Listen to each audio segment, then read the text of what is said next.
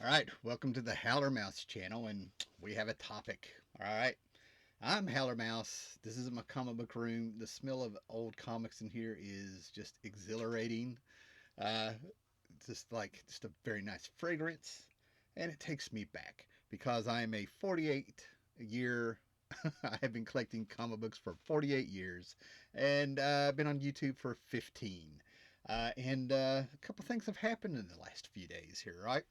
So, on my last live show, my last rainy day Sunday show that I did this previous week, where I showed Cobalt 60 and talked about a few things, there was a little comment that came up, right? And it's a very poignant comment. It's Fandom that's been screaming this for 10 to 15 years that eventually has just been swept to the side. And it's the same thing we've been hearing, right? It's because there's going to be two things going on here, right? So this is a comment from Marvin Hall, the 9462. Okay. All right. So this is a comment on my last live show, right? It says, I used to love collecting comics, but the past 20 years have been pathetic. Rehash stories, into the universe. Oops, saved. Into the universe again. Oops, not really. Characters died. Actually, not dead. Oops. Dead again. Oh no, not dead. Nothing's original, just the same crap. I miss the 70s, the 80s when comics were original. When stories were great, it's just been a huge disappointment. So, I'm probably going to do a second video talking about the actual comics that have been coming out to cause this reaction. This video in particular is something that I want to show when it comes to collecting comics, because we have been complaining, and I do say we, even for if you've been collecting comics for a hot 5 minutes, if you've been collecting comics for 50 years, if you've been collecting comics outside of that, off and on, whatever, right? It's a we, right? Because there's many things going on today that line up with 1979. That's right. I said 1979, right? Because if you've watched this channel, and if you haven't watched this channel, you know, or you should know, or you will soon find out and know that I have read about 98% of my collection. I'm behind a little bit, right? And I have read these comics, these magazines, uh, anything and everything, editorials, letter columns, and everything. I absolutely have loved it since I was a kid with the stepdad slash uncle's collection, right? And in the house, we had many magazines: Monster, Fangoria, Heavy Metal, Epic Illustrated, Creepy, Eerie. All right, and this is Eerie Comics 109, February 1980. But the material in here was produced in 1979. And if we go by how traditionally the dates on comic book covers go, this came out.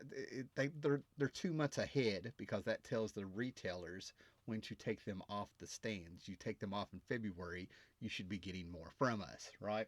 So this is probably something that came out in December 1979, right? A fine year.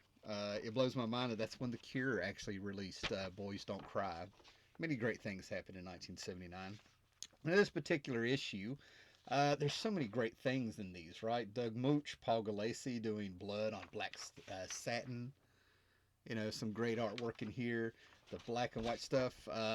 That's why one of the reasons where I was just getting my books off the spinner racks and magazine racks of the grocery stores and pharmacy. I missed the whole black and white explosion of the 1980s with Teenage Mutant Ninja Turtles and all that stuff that was going on. I already had this stuff, right? This is all black and white, great pen and ink stuff.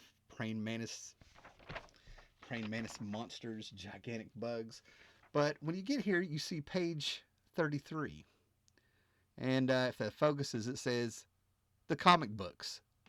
And this is by an author that I know very little about, but I've read tons of his stuff thanks to these horror magazines and stuff over the years. Joe Brancatelli. Joe Brancatelli. I do believe that's how it's pronounced. So we go there, and it's a one-page essay, okay, written in 1979. And in the era of YouTube collecting, with everyone wanting to have a sense of community, and with the Comic Tom channels and the Spec channels and the Mint Hunters and all that stuff, and whole videos on investments of comics and following it like a stock market and stuff. All this ridiculous stuff. It's same as it ever was. Same as it ever was. Yeah, same as it ever was, people. Because I'm gonna go ahead and I'm gonna read a little bit of this, right? Okay. And I may skip around just to get to the points because I want you to see this. This is written by somebody who had been reading comics for half his life as of the time this came out.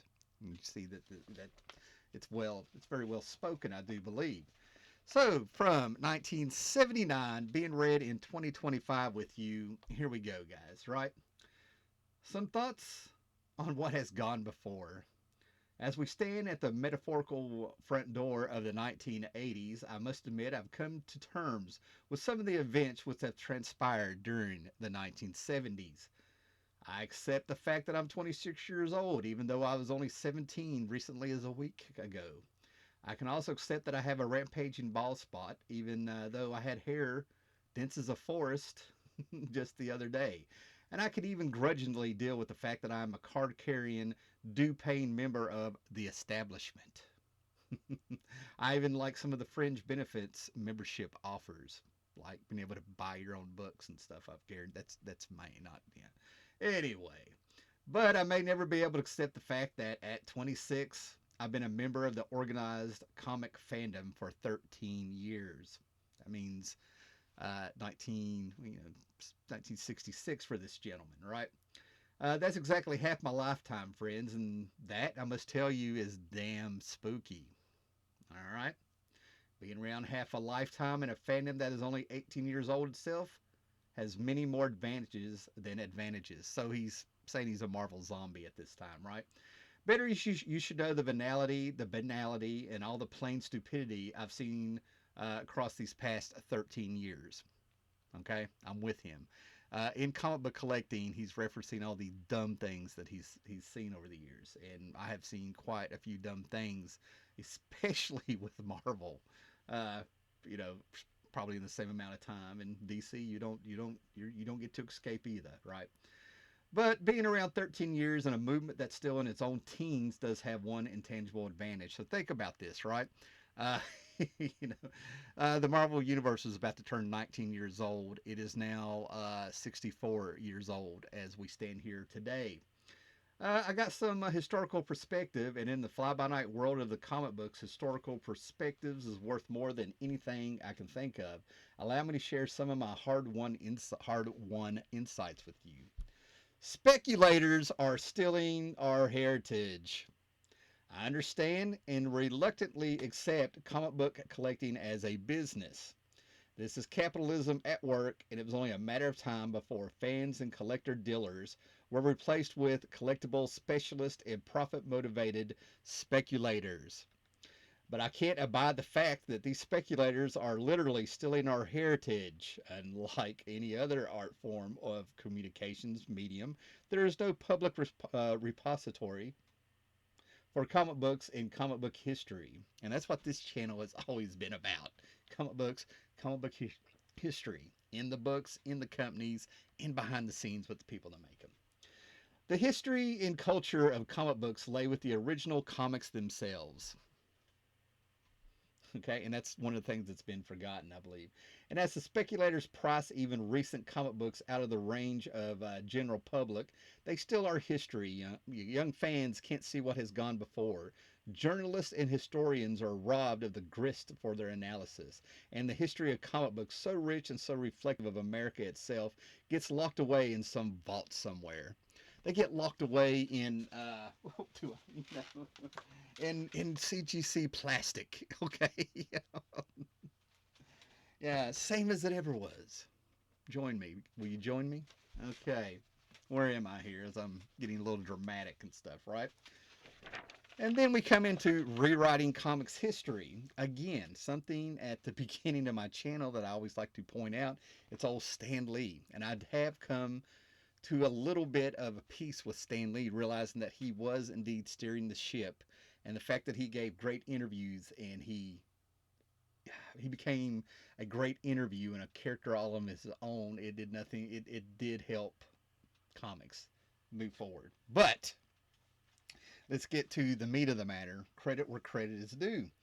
Rewriting comics history, Stan Lee has been positioning himself in the public consciousness as the living embodiment of the Marvel spirit for so long now.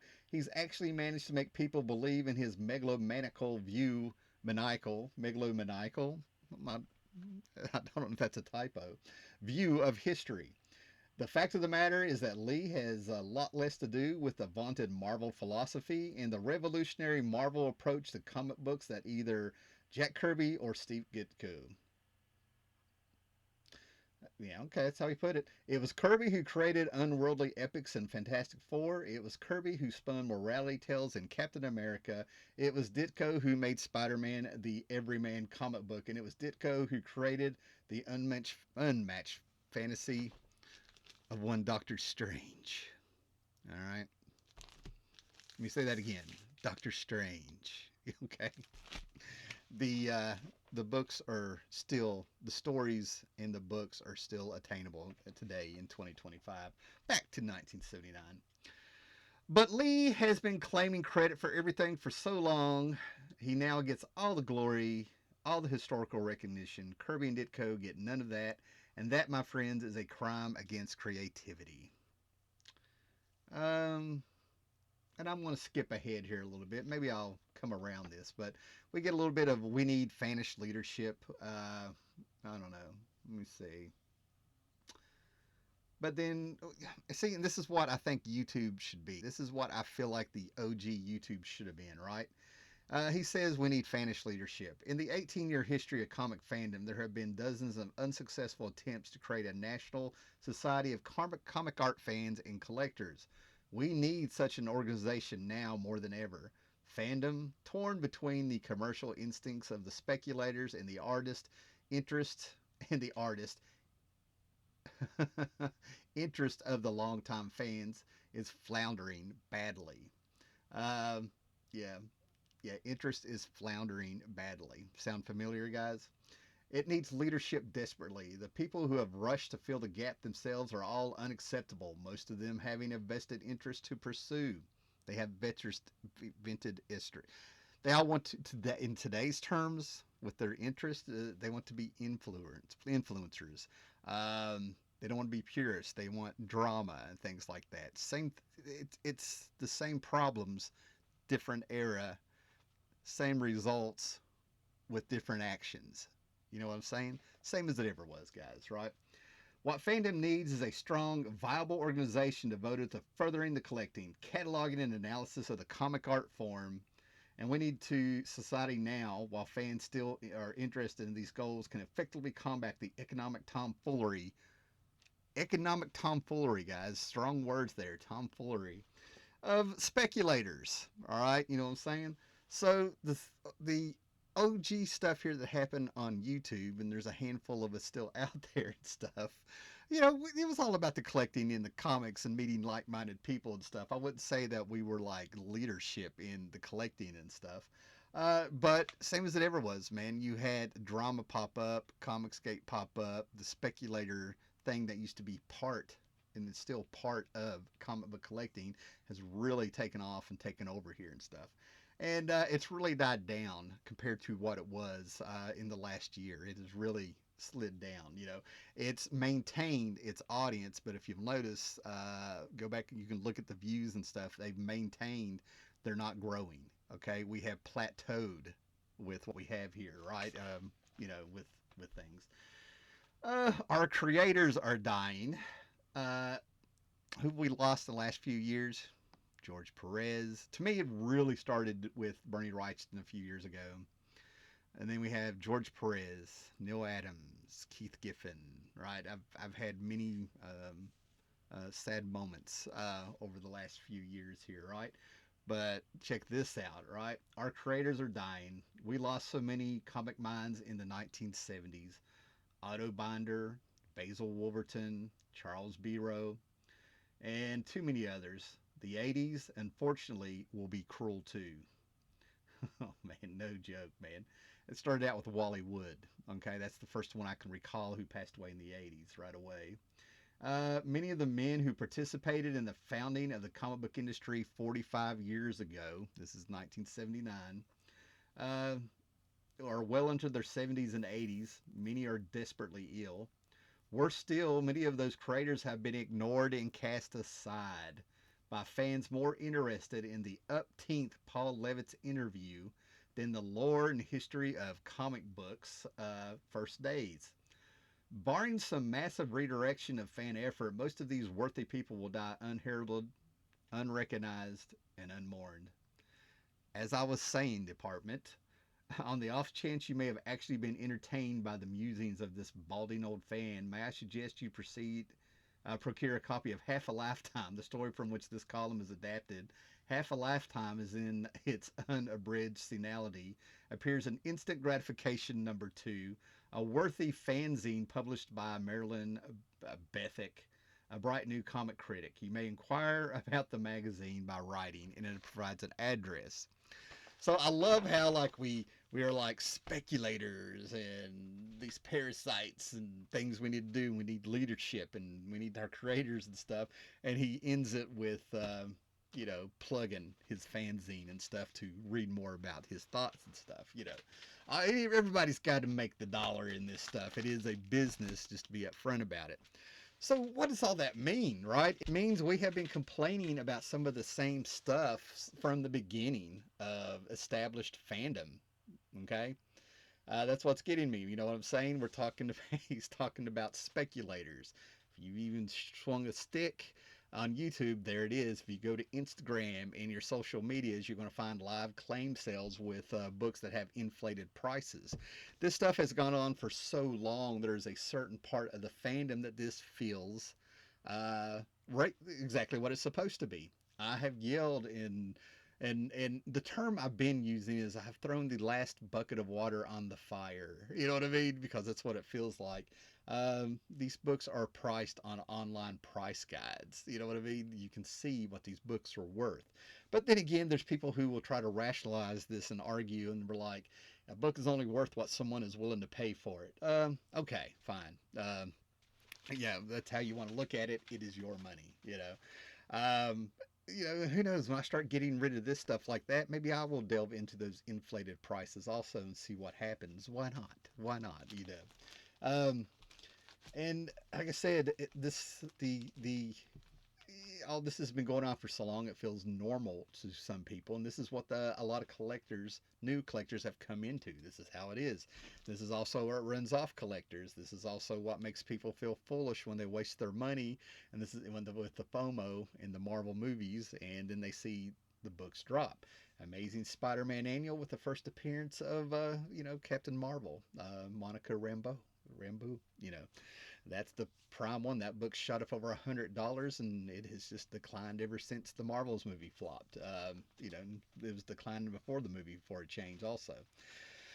Things like that are happening, and it's just like I said, Stan Lee still gets tons of credit, even though there have been movements to settle with the Kirby family, and we can watch the Marvel movies, and we see Jerry Robinson and I think Bill Finger and get co-credits beside of Bob Kane in the movies, Joe Simon, Jack Kirby, Steve Ditko, Jack Kirby, Stan Lee, those sort of things. So it's like everybody knows who knows, but it doesn't get sent out to the masses and stuff, right? So yeah, it just blows my mind that here we are still having the same problems and same complaints, and an integrity has been lost with people who have grown up with this as a form of heritage, right? If you do not think that stories are part of a heritage and culture, you need to remember that this is our modern mythology to a certain extent.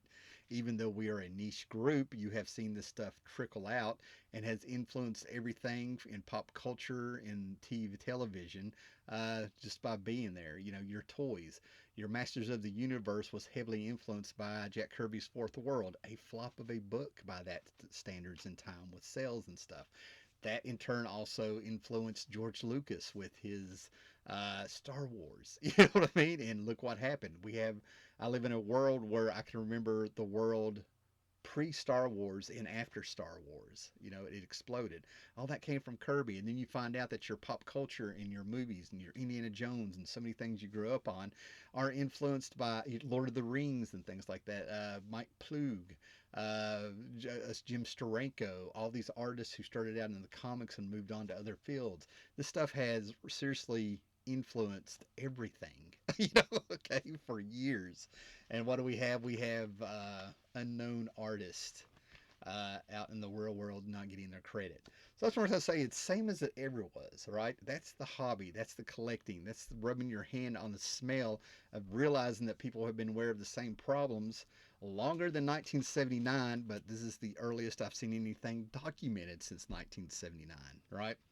So, like, subscribe, sub, smash the button, leave comments, let me know your thoughts. I'm not expecting a lot of views on this video. You know what I mean? I have found that things that ring of truth and philosophical stuff and is not highly dramatic, um, only the hardcore really seem to want to hear it.